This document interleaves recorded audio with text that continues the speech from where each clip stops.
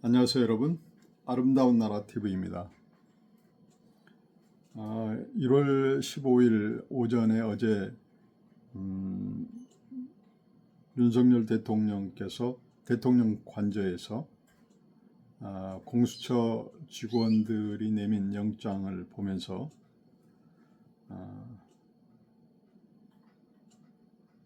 자진 출두하겠노라고 받아들였습니다. 수락을 했습니다. 그래서 경호 인력들과 함께 경호를 받으면서 공수처에 자진 출두해서 이제 조사를 받는 상황이 됐습니다. 이러한 대한민국에 일어나고 있는 이러한 탄핵 정국을 바라보면서 굉장히 씁쓸한 그런 생각을 했습니다. 뭐냐면 우리나라가 어떤 과거에서부터 5,000년 역사, 5,000년 이상의 역사를 간직한 전통이 있고 또 문화적으로 문명적으로 굉장히 우수한 높은 집단 지성을 이루고 현재의 대한민국이라고 하는 문명 국가를 이루고 있습니다. 그런데 일련의 탄핵 정국으로 인해서 어떤 민주주의라는 미명하에 또는 법치라는 미명하에 불법이 자행되고 있다는 사실, 이 사실이 굉장히 우리가 그동안 쌓아온 집단지성에 반하는 반지성적인 야만적인 행위가 아닌가라고 생각을 했습니다. 우리가 그런 어떤 고대 문화를 자랑하는 국가라고 한다면 최소한 우리 국민들을 대표하는 대표 또는 국가의 행정 수반, 국군 통수권자의 어떤 주기, 대통령의 그런 존엄을 우리는 존중해줘야 되지 않을까라는 생각을 합니다. 그래야지만이 우리가 이룩한 집단지성, 고도의 어떤 집단지성이 다른 국가들로부터, 타인들로부터 존중받을 수 있고 존경받을 수 있다고 생각합니다. 어떤 설령 대통령께서 끔찍한 범죄를 저질렀다고 할지라도 어떤 합법적인 테두리 안에서 우리는 대통령을 어떤 법적인 테두리 안에서 조사할 수 있겠죠. 그런데 대통령께서는 그런 끔찍한 또는 인륜을 저버리는 그런 범죄를 저지르지 않고 국가의 어떤 위기 상황에 대처하기 위한 일환으로 비상계엄을 선포를 해서 또 비상계엄이 합법적인 것임에도 불구하고 이러한 야만적인 형태로 모든 국민들, 모든 세계에 다 보도가 되면서 때까지 대통령을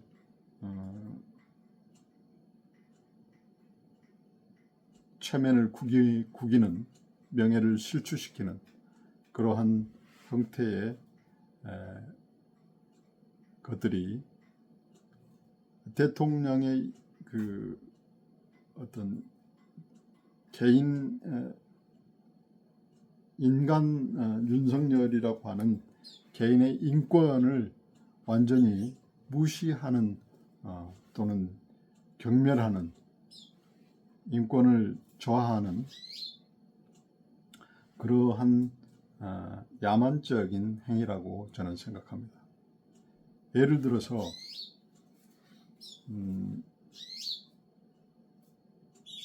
살인자를 우리는 목격을 해서 현장에서 체포를 했다면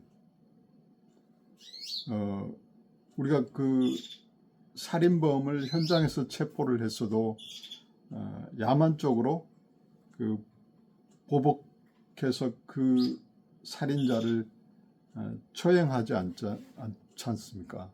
합법적인 테두리 안에서 지성적으로 그를 수개월에 걸쳐서 합법적인 법 테두리 안에서 그를 심판하는 그런 문명적인, 문화적인 절차를 밟습니다.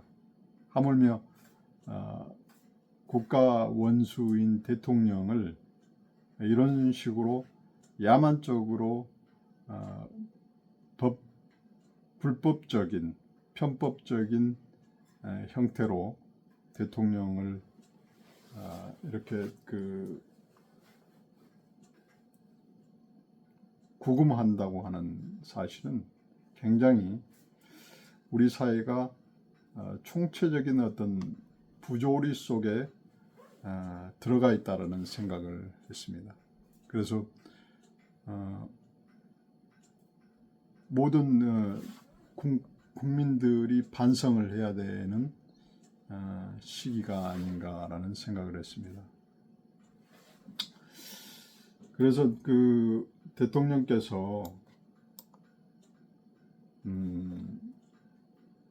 비상계엄을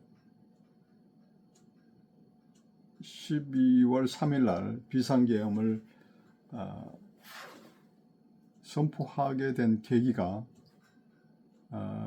주요 원인이 이제 뭐 탄핵 정국으로 그 야권이 드라이브를 걸어서 이기기도 하겠지만 가장 그 국가 시스템을 지탱하는 가장 중요한 선거가 부정하게 치러지고 있다는 사실을 감지했기 때문에 그것에 대한 어떤 철퇴를 가하기 위한 하나의 방법으로서 비상계엄을 선포했다는 것을 알 수가 있는데 여기 놀라운 사건 기사가 하나 있어서 제가 여러분들과 같이 나누려고 하는데 이미 많은 그 유튜버들께서 이 기사를 인용해서 많이 그 기사화하고 있습니다만은 스카이데일리라는 포털 사이트 언론사인데요. 허겸 기자님께서 기사를 올리셨네요.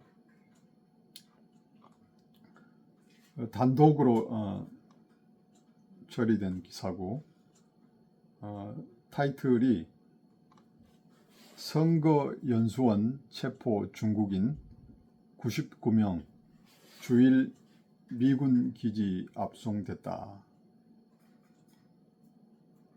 그 수원에 그 선거연수원이 있다고 그러죠. 그래서 그 비상계엄 선포 시 국회 비상 계엄군과 비상계원이 200여 명 갔었고 또 선거연수원에 한 300여 명 갔었다고 그랬잖아요. 그래서 이때 선거연수원에 중국인이 99명이 체포가 돼서 일본에 있는 미군 기지로 압송이 됐다고 합니다.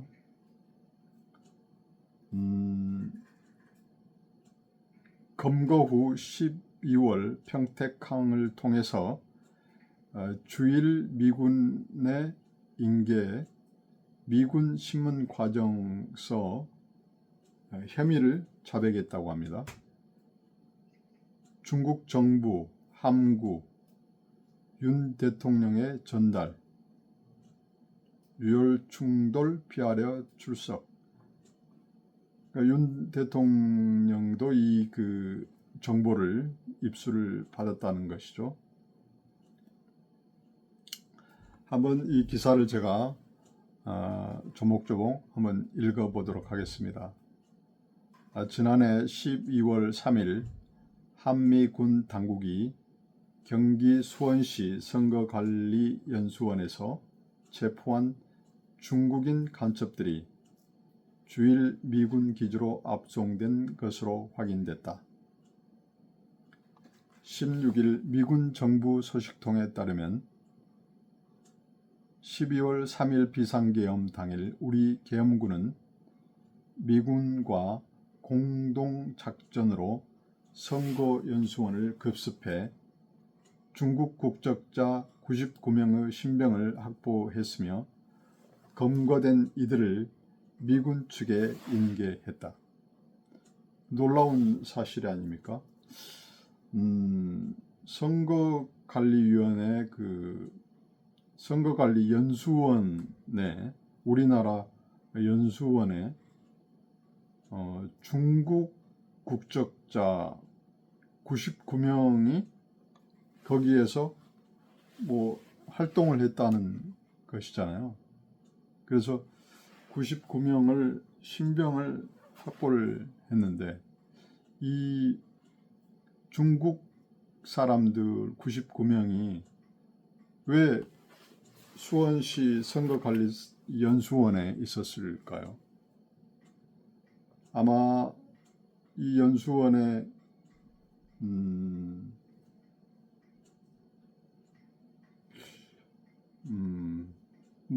돈을 주고 거기서 합숙하면서 놀고 있었을까요? 이해가 되지 않는데요. 왜 선거관리위원 연수원은 중국 국적자들에게 빌려주었을까요? 아니면 상당 기간 그곳을 점유하면서 어떤 선거에 대한 어떤 일들을 부정선거를 획책하는 또는 관리하는 그런 일들을 하려고 선거관리연수원에 점유하고 있었던 것 아닐까 모르겠네요. 계속 읽어보도록 하겠습니다. 사안에 종통한 미군 소식통은 체포된 중국인 간첩들은 모두 99명이며 평택항을 거쳐 일본 오키나와 미군 기지로 이송됐다고 본지에 확인했다. 이들은 미군의 신문 과정에서 선거 개입 혐의 일체를 자백한 것으로 드러났다. 중국 정부는 자국민이 체포, 압송됐지만 항의하지 못한 채 관련 사실을 함구하고 있다. 주한 중국 대사관은 1월 5일 우리나라에 있는 중국인의 시위 참가를 금지하는 공지를 띄웠다.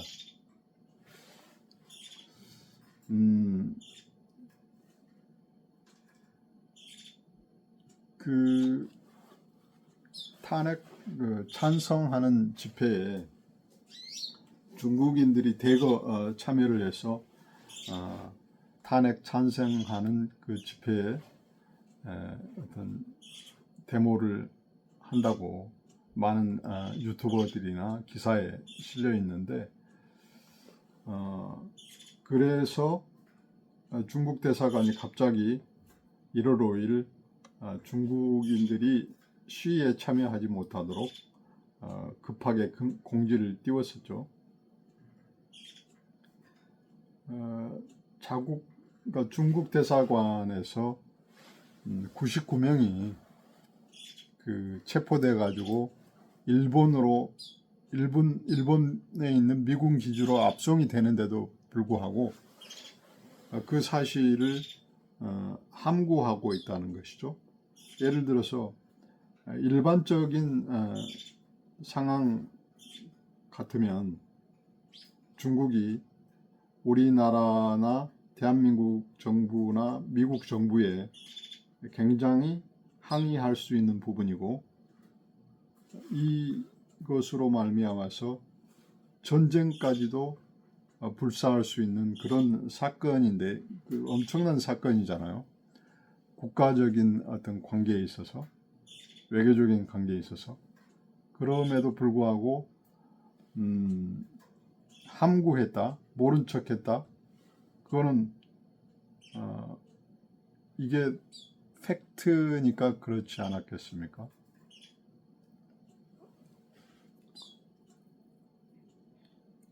일본에 있는 오키나와 미군 기지로 이송됐다고 합니다.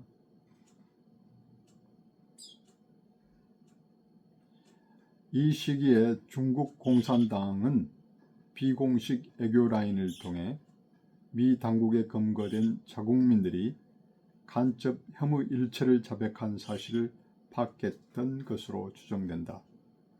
한미 공동작전에는 미 국방부 산하 국방정보국이 관여한 것으로 전해졌다. 국방정보국 DIA입니다. 연방 상원의 인준을 거치는 DIA 국장은 임기제가 보장되며 백악관도 임으로 해임하지 못한다. DIA는 작년 11월 미 대선 이후 도널드 트럼프 대통령 당선인 측과 적극 협력해 온 것으로 알려졌다. 최근 미국령 사이판에서 기자와 접촉한 미 정보 소식통도 트럼프 당선인 취임 즉시 미국 정부가 중국에 대한 구체적 제재에 착수할 방침이라고 거듭 확인했다. 정말 그 부정선거가 100일 하에 이렇게 드러나는 거군요. 그러니까 미국 그 대통령 선거에도 중국이 적극적으로 개입해서 부정선거를 획책했다는 설이 많이 돌았습니다. 그래서 부정선거로 바이든 대통령이 선거에 당선이 됐다고 합니다. 그렇다고 한다면 제가 추정컨대 문재인 대통령도 이런 부정선거에 자유롭지 못하다라는 생각을 합니다.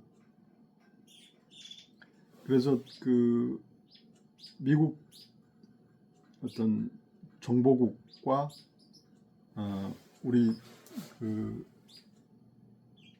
윤석열 정부가 합작으로 이 부정선거를 밝히기 위해서 적극적으로 협력을 해왔다는 것을, 암암리에 협력해왔다는 것을 우리는 알 수 있겠습니다.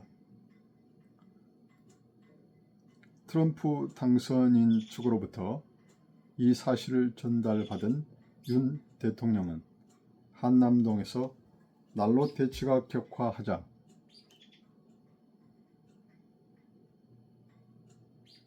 국민이 다치면 안 된다며 스스로 경호원을 뒤로 물리치고 고위공직자 범죄수사처로 출석을 했다. 그러면서 부정선거 시스템은 이를 시도하고 추진하려는 정치 세력의 국제적 연대와 협력이 필요하다며 이번 국제 카르텔 사건을 우회적으로 언급했다. 스카이데일리의 허겸 기자님께서 올린 사실입니다. 이 스카이데일리는 우리 보수 우파 어떤 쪽으로 많이 이렇게 기사를 올리는 그런 언론사인 것 같습니다. 이게 이제 단독으로 이렇게 기사를 입수를 받아가지고 이런 기사, 놀라운 기사인데 불구하고 조중동 우리 국내 메이저급 언론사들은 이거를 다루지도 않고 있습니다.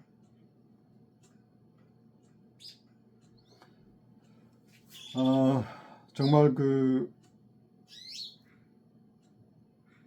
이런 사실들을 보면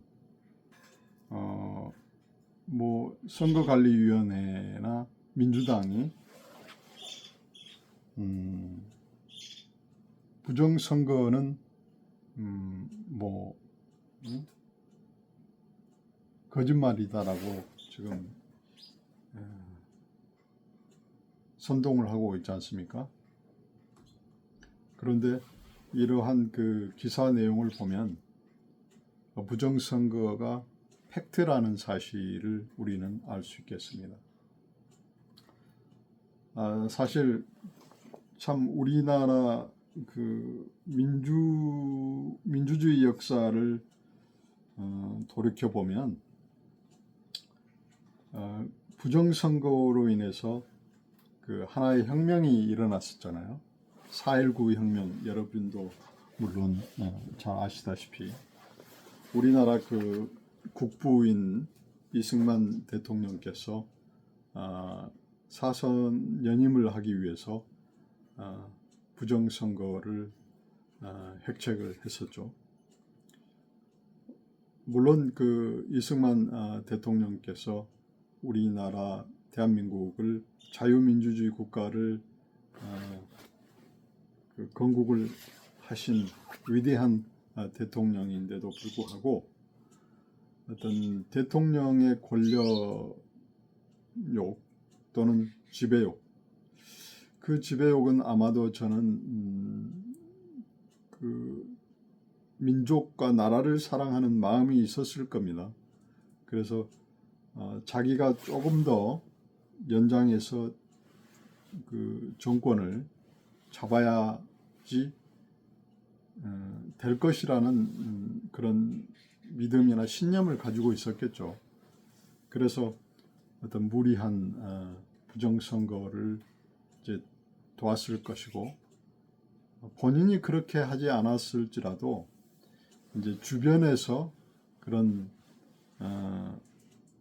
보좌하는 사람들이나 어떤 행정부 공무원들이 어떤 이승만 대통령을 도와서 부정선거를 획책할 수도 있었겠죠. 그것이 이제 4.19 많은 국민들에 의해서 밝혀지고, 그래서 4.19 혁명이 일어났는데, 이게 부정선거로 인해서 혁명이 일어났습니다. 그런데 왠지 모르게 이 4.19 혁명과 12월 3일 12.3 비상계엄이 오버랩되면서 묘한 느낌을 갖게 합니다. 그건 뭐냐면 4.19 혁명은 부정선거를 밝히려고 하는 민중의 어떤 혁명이었다면, 아래로부터의 혁명이었다고 한다면 12.3 비상계엄은 우리나라 최고 권력기관인 대통령께서 이 부정선거를 규명하기 위해서 혁명의 도화선에 불을 켰다는 그런 겁니다. 그러니까 4.19 혁명이 아래로부터의 혁명이었다고 한다면 윤석열 대통령님의 그 비상계엄은 부정선거로 사회가 부패화된 이 사회를 혁명하기 위한 위로부터의 혁명이 아닌가라고 저는 생각이 됐습니다. 그래서 저는 그 윤석열 대통령께서 처음에 취임할 때 저는 그 제 스스로 또는 그 지인들에게 이렇게 예견을 한 적이 있었습니다. 윤석열 대통령께서 참 위대한 대통령이 될 것 같다라는 그런 예견을 했었는데, 일련의 이런 비상계엄을 통해서 드러나고 있는 이 대한민국의 현실들과 또 윤석열 대통령께서 어떤 공직자로서, 검사로서 이렇게 몇십 년 동안 공직을 지내오면서 어떤 그런 그 과정들이, 공직자로서의 과정들이 정말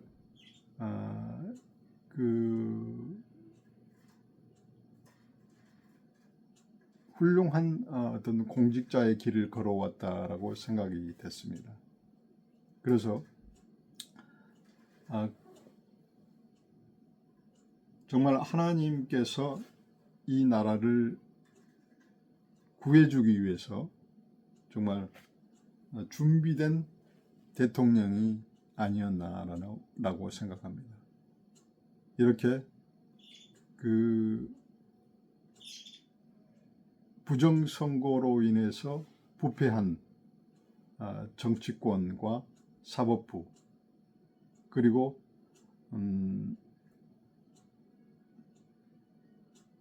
이 망국병이라고 할 수 있는 전 사회에 만연한, 전국에 만연한 어떤 그 카르텔병, 이것을 척결하기 위해서, 그리고 종북 좌파 반체제를 어떤 개혁하기 위해서, 혁명하기 위해서 윤석열 대통령께서 이렇게 그 대통령으로 나서지 않았나. 정말 윤석열 대통령께서 정말 대통령으로서 당선되지 않았다면 정말 자유민주주의 대한민국이 굉장히 반체제 인사들로 인해서 중국이나 북한의 이 체제가 넘어갔다라는 생각을 지금도 하게 됩니다. 그래서 이제 제가 4.19 혁명에 대해서 여러분들과 구체적으로 한번 인터넷에 나와 있는 짤막한 정보들을 한번 읽어보도록 하겠습니다. 여러분들 이미 알고 있겠지만 정보들을 습득 또는 공부를 함으로써 더 좋은 생각들을 발현할 수 있기 때문에 시사 또는 역사 공부를 반복적으로 해야 된다고 저는 생각합니다. 학교 다닐 때 우리가 익히 들은 이야기고 공부했던 내용이지만 이제 나이가 나이인 만큼 구체적인 사항들을 다 잊어버렸으니까요. 망각해버렸으니까 한번 상기하는 의미에서 개요만 한번 읽어보도록 하겠습니다. 4.19 혁명 또는 4월 혁명은 1960년 4월 19일 대한민국 학생과 시민들이 이승만 정부의 부정부패에 대항하여 일으킨 민주항쟁이다. 3월 15일에 실시된 대통령과 부통령 선거에서 자유당 정권이 이기붕을 부통령으로 당선시키기 위한 개표 조작에 반발해 부정선거 무효와 재선거를 주장하는 학생들이 시위를 시작했고 대규모의 시민들이 참여하며 전국적으로 확대된 반독재 투쟁이자 혁명이었다. 부정선거 당시 이승만 정부와 자유당은 사할 사전투표, 투표함 바꿔치기 등의 부정선거를 저질렀다. 요즘 부정선거하고 유사하잖아요. 요즘은 이제 전자 개표기가 나와서 부정선거를 핵척을 하지만 3.15 마산 의거에 참여한 김주열이 실종된 지 27일 만인 4월 11일 아침 마산 중앙부두 앞에서 오른쪽 눈에 경찰이 쏜 체류탄이 박힌 채 시신으로 떠오른 것이 부산일보의 호종 기자를 통해 보도되면서 시위가 전국적으로 퍼지며 격화되었다. 4월 18일에는 고려대 학생들이 시위 후 귀교 중 피습을 당하기도 했다.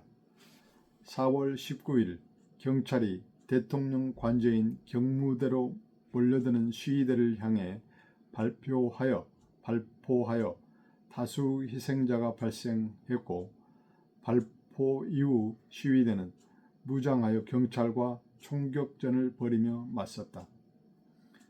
전 국민적 저항과 군 지휘부의 무력 동원 거부에 봉착한 대통령 이승만이 4월 26일 하야를 발표함으로써 이승만의 자유당 정권은 몰락하였고 이 혁명의 결과로 가도 정부를 거쳐 6월 15일에 제2공화국이 출범하였다. 개정된 헌법에 따라 국회는 참의원과 민의원으로 구성되었다. 국회에서 대통령으로 선출된 윤보선에 의해 지명된 장면이 국회의 동의를 얻어 국무총리에 취임하였다. 4.19 혁명에 대한 간략한 개요를 제가 여러분들에게 읽어드렸습니다. 이 4.19 혁명의 개요를 이제 들으면서 읽어보면서 느낀 소회가 아까도 이야기 드렸지만 4.19 혁명은 부정선거를 계기로 민중혁명, 아래로부터의 혁명이었다고 한다면 12월 3일 비상계엄을 한 윤석열 대통령의 비상계엄은 부정선거를 밝히기 위한 어떤 위로부터의 혁명이었다라고 저는 생각을 합니다. 어, 이런 그 사항들을 볼 때 요즘 그 광화문에서 매주 집회하는 거 또는 요즘 그 한남동이나 공수처 이제 그 서울구치소에 윤석열 대통령님께서 이제 거기 이제 구치가 되어 있으니까 뭐 그곳에서 또 집회하는 분들이 있겠죠. 그런데 저는 물론 그런 그 집회가 무의미한 것이라고 생각하지 않습니다. 굉장히 중요한 것이고 여론 형성에 도움이 되는 것이고 대통령의 복귀에 굉장히 도움이 되는 것이라고 생각합니다. 그런데 이제 제가 그 조금 아쉬운 것은 뭐냐면 이런 그 모든 집회들이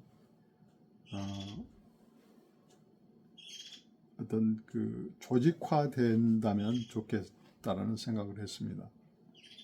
그래서 이 조직화의 어떤 주체는 뭐 광화문 광장에서 계속 그 어떤 집회를 열어가는 뭐 그 주체가 될 수도 있겠고 또 한남동이나 뭐 공수처에서 어떤 집회를 열어가는 주최 측이 또 주체가 되면 좋겠고 그래서 어떤 방법으로든 조직화해서 그 조금 많은 시민들이 그 조직적인 방법으로 집회에 참석할 수 있도록 해서 더 많은 국민들이 범국민적으로 범국가적으로 이게 그 혁명화되어서 일어난다고 한다면 국민들의 의지가 더 효과적으로 위정자들에게 또는 헌법기관 또는 사법부에 전달될 수 있으리라고 생각합니다. 그래서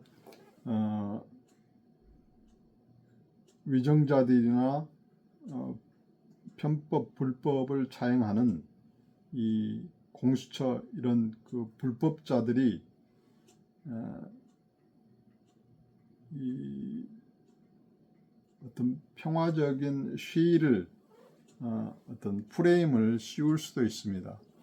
그래서 우리가 꼭 그 폭력적인 시위가 집회가 아니라도 우리가 그 연좌해서 어떤 예를 들어서 공수처를 어떤 연좌해서 그 뭐 수천 명, 수만 명이 연좌해서 어떤 밀고 들어간다면 뭐 폭력을 하지 않아도 공수처를 우리가 점거할 수 있다라고 생각합니다. 또한 국회 앞에서 우리가 수천 명, 수만 명이 모여서 연좌해서 국회를 점거할 수도 있다라는 생각을 갖고 있습니다. 그래서 어떤 그 불법적인 어떤 그 불법을 자행하는 그 집단이 그 쳐놓은 어떤 그 프레임 안에서 우리가 집회를 한다면 어떤 효과적인 방법으로 우리의 뜻을 전달할 수가 없습니다. 그 한계를 우리가 치고 넘어가야 된다는 생각을 하고 있습니다. 그 저들이 쳐놓은 한계를 우리가 뛰어넘어서 평화적인 시위를 해야 된다고 생각합니다. 저들이 쳐놓은 프레임 안에서 갇혀서 우리가 집회를 한다면 이게 그 자체가 혁명적이지 못합니다. 그래서 불법을 자행하는 자들에게 어떤 효과적으로 전달되지도 못할 뿐만 아니라 어떤 위협이 되지 못합니다. 우리가 평화적인 방법으로 우리가 집회를 하더라도 우리가 그 수적인 인해 전술을 통해서 우리가 뭐 꼭 무기나 어떤 폭력적인 시위를 하지 않더라도 인간띠를 형성해서 우리가 그 목적하고자 하는 것들을 한다면 좋겠습니다. 예를 들어서 헌법기관 앞에서만 그러니까 경찰들이 쳐놓은 이 프레임 안에서 우리가 집회를 한다면, 목소리를 낸다면 뭐 아무 의미가 없다라고 생각합니다. 저들에게 전달될 수 있는 의미가. 그런데 우리가 헌법사무소 앞에 가서 집회를 할 때 인간띠를 이루고 밀고 들어간다면 꼭 폭력적인 방법이 아니더라도 저들에게 어떤 불법적인 탄핵 심판을 저지할 수 있다고 저는 생각합니다.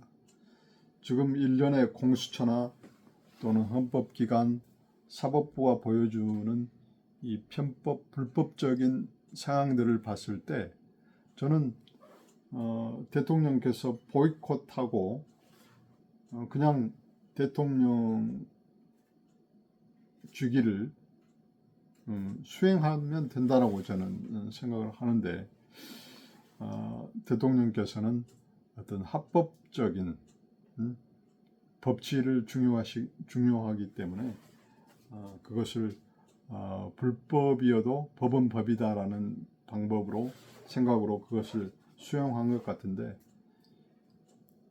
국민들, 우리 시민들만이라도 그 불법을 자행하는 그 자들이 쳐놓은 어떤 프레임 안에 거쳐서 우리의 소리를 낸다면 아무 의미가 없다라고 생각을 합니다.